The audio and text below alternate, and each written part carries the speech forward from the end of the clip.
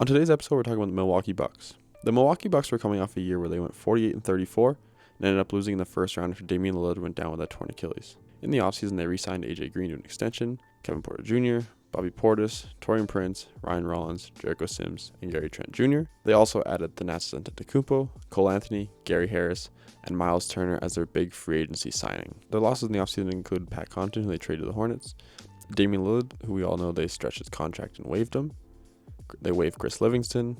Brook Lopez left in free agency. Micic ended up going overseas, and they waived Tyler Smith. This was a team that was still expected to compete, especially with Giannis still on the roster and the addition of Miles Turner to provide an offensive and defensive boost.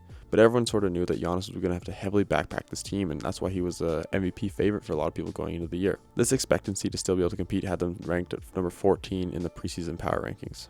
Season story. The Bucks came out hot and looked like they were really ready to compete. They ended up going 4-1 in their first 5.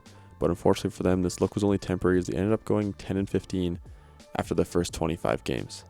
As per usual, Giannis came out looking like an MVP candidate, was doing all he could to keep this team afloat. He did end up missing 14 of the first 31 games, but was looking like he was going to be back full time as the team was going into the new year. KPJ was the guy that they were looking at as being their starting point guard this season. He unfortunately only ended up playing 9 minutes before missing the next 19 games with an injury, but when he returned he was looking solid. He was really filling the stat sheet and helping the team find wins when Giannis was out. I really liked what he was bringing to the floor, and he finally looked like he had matured as a player and was playing meaningful basketball. His efficiency was honestly not too bad. He was hitting shots from deep, he was scoring at all 3 levels, he was playing defense, and he was rebounding and passing, as I said before, filling stat sheets. On the topic of point guards, I have to talk about Ryan Rollins. This is a guy that I was upset when he got traded from the Warriors as a Warriors fan. He was really a guy that looked like he could score and provide a lot of meaningful minutes as a player, especially coming out of Toledo. And I love what he provides as a player. He showed it last year when Dame went down. He stepped into the starting role when KPJ went down, and he did everything the team could ask from him. He scored at all 3 levels. He was shooting 40% from 3. He was playmaking at a great level. He was defending on and off ball, getting steals. This move to the starting lineup woke something up in him, and he became a reliable guard all season long. The last notable player to start the season was Miles Turner. He was getting talked about a lot, and he did stand out, but not in a good way. Scoring was down, rebounding was down. He wasn't having as big of an impact on defense as he usually did, and his efficiency was noticeably worse. For a guy that had such high expectations coming into the year, he was really not delivering. As the Bucks approached the deadline, they were sitting at 20-29. This came after news that Giannis was unhappy in Milwaukee. Then he denied it was true. It was a whole saga that was honestly more bothering the fans than it should have been. The Bucks said they were listening to offers but never ended up trading him, and nobody was really surprised by that. It was honestly a time that was quite annoying to follow as a fan, especially as a fan of one of the teams that was looking to trade for him. However, they did end up acquiring Ousmane Dieng from the Bulls and sent away Cole Anthony and Amir Coffey to the Suns for Nigel Hayes-Davis, who was eventually waived. This was all part of a 3-team deal, and their only deal of the deadline. The Bucks also signed Cam Thomas off waivers and brought him in, but was waived at the end of the year. Not too much to say about this, as it kind of went how everyone expected. Very similar to his time on the Nets, just in a much shorter time frame. Giannis only played in 6 games after the deadline, and this is because the team shut him down with that knee hyperextension that he had. This brought up a ton of discussion when Giannis was saying he was good to play, but the team said he did not participate in practice. And all this did was just revive the trade rumors that he wasn't happy and he wanted out and the team was going to trade him. The post-deadline Bucks experience was honestly very forgettable on the court. We saw Kyle Kuzma start to get comfortable again and play larger minutes. Bobby Portis was providing his typical impact on both sides of the floor. AJ Green was continuing to solidify himself as one of the top sharpshooters in the league. Ryan Rollins stayed consistent in his starting role, and KPJ was playing very impactful minutes before going down with a knee injury early in March. They ended up finishing the season sitting at 32-50 and had top 10 odds at winning the draft lottery. A key player I want to talk about that I haven't mentioned yet is Gary Trent Jr. In my opinion, he took a big step back this season, and I honestly forgot he was even on the Bucks. He wasn't providing near the shooting impact he usually does, and he really wasn't doing much else on the court. So who knows what the Bucks do in them as they approach the offseason. As we all know, the Bucks offseason started with Doc Rivers stepping down as the head coach, a move that everyone felt was inevitable.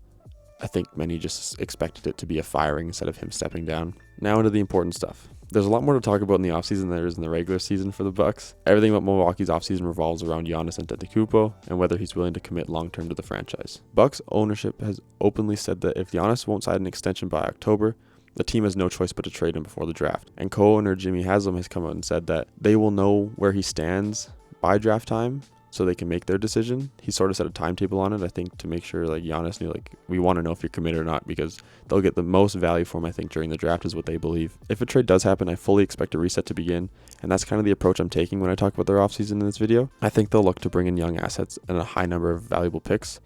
Giannis also, as we know, will have a heavy influence on the process. He's going to signal his preferred destinations, which I think everyone knows is New York or Miami right now. And he has the opportunity to use his expiring contract as leverage in trade talks. Milwaukee did end up landing the 10th pick, so staying right in the range they were supposed to be. And it's a very deep draft, making this a really important pick for the franchise. Honestly, the most important pick they've had in a long time. If it is a pick that begins the post-Giannis era, I think they're going to go target a guy like Jackson Lenneborg or Nate Ament. Jackson Lenneborg's 23 and Nate Ament's super young, coming out his freshman year.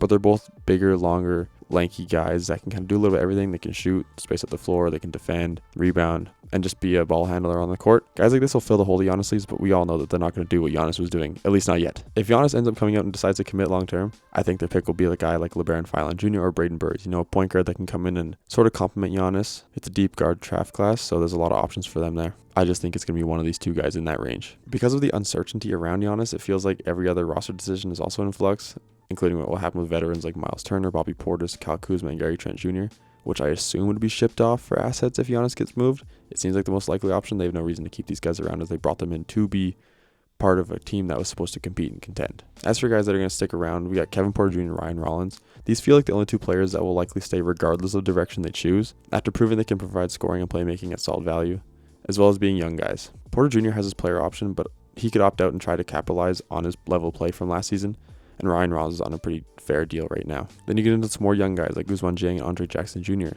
They could become more important pieces depending on whether the Bucks pivot into a softer rebuild or a reset type of thing. Jackson Jr. has flashed his defensive skills and athleticism at various times, but he essentially has fallen out of the rotation. The Bucks might as well just pick up their team option, especially if they're going into reset, so that Jenkins can get a look at how Jackson will fit into his system. And I think Jiang will carve out a solid role in the team next season regardless of the direction. He showed his ability to defend and shoot and be one of those big body players that does a little bit of everything on the court. We saw that this season after they traded for him and Giannis went down. He got a ton of minutes and was looking like a real great player. We didn't get to see a lot of him in OKC with that deep team.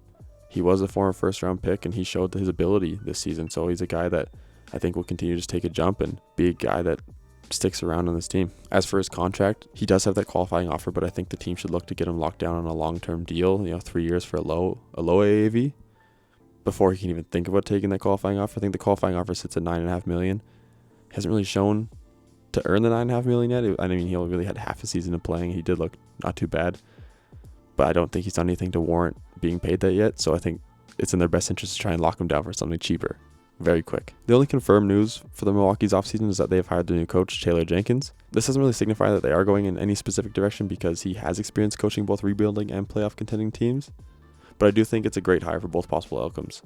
I think he's a guy that Giannis would like, and if Giannis leaves, I think he's a guy that can coach the young guys. I mean, he did it at Memphis with Ja and Jaren and led them to the playoffs there. So I honestly think it's a good hire, and it will be a lot better than what they had going on before, and that's for sure. Overall, this offseason could define the next decade of Bucks basketball, because the return of potential Giannis trade plus how they handle the draft will shape the franchise moving forward. And with all the current uncertainty, nobody really knows what to expect this team to do.